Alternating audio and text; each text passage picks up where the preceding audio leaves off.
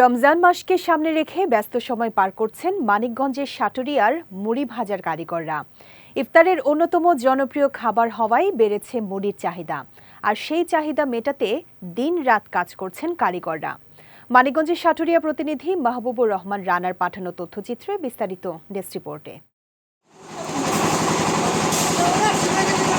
রোজা ঘনিয়ে আসতেই মানিকগঞ্জের সাটুরিয়া উপজেলার বিভিন্ন অঞ্চলে মুড়ি ভাজার কারখানাগুলোতে কারিগরদের মধ্যে বেড়েছে কর্মব্যস্ততা। ভোর থেকে গভীর রাত পর্যন্ত চুলা জ্বালিয়ে চাল ভেজে তৈরি করা হচ্ছে মুড়ি। বড় বড় ডেকচি ও চুলায় একসঙ্গে চাল ভাজা হচ্ছে।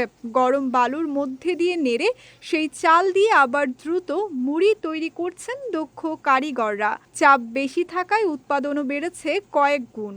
প্রতিদিন প্রায় 10 থেকে 12 থেকে 15 মণ চাল ভাজি, এবং রমজান মাসের লেগে একটু হলো ভিড় বেশি। বছরই ভাজি, কিন্তু রোজার আগে 4টা বাইরে যাই ভাজি, তাও 8-10 মণ। দিন বা এমনি 7-8 মণ করে ভাজা হয়। রোজা তো সামনে, তাই একটু বেশি করে ভাজা হয়। এছাড়া রমজান উপলক্ষে বিভিন্ন স্থান থেকে চাল নিয়ে মুড়ি ভাজতে এসেছেন অনেকেই।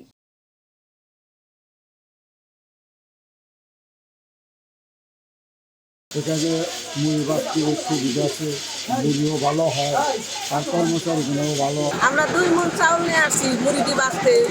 অনেক আগে প্রস্তুতি নিয়েছি, রোজার মধ্যে ইফতারি সবাই নিয়ে ফ্যামিলি নিয়ে ইফতারি করবো। সবসময় মুড়ি ভাজি, সামনে যেহেতু রমজান মাসে ইফতারের সময় তো আমরা সকলেই মুড়ি খেয়ে থাকি, সেই জন্য এখন আমরা আবার মুড়ি ভাজতে আসছি। রোজার সামনে রেখে মুড়ি ভাজার এই ব্যস্ততা শুধু অর্থনৈতিক কার্যক্রমই নয়, বরং রমজানের আগমনী আবহকেও আরও প্রাণবন্ত করে তুলেছে।